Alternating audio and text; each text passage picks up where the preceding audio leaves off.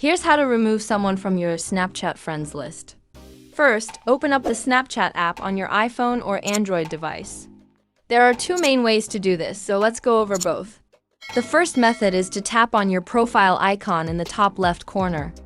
Once you're on your profile page, scroll down to My Friends and tap on it.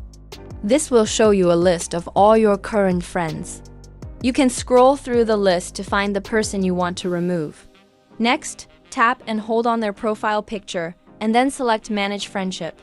From there, tap Remove Friend and confirm by tapping Remove. This will remove them from your friends list. The second method is from the chat screen.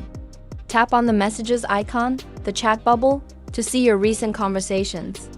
If you no longer want to talk to someone, tap and hold on their profile picture, select Manage Friendship, and choose Remove Friend. Remember, there's no shortcut for removing multiple people at once. You'll need to go through the list and remove each one individually. I hope this helps.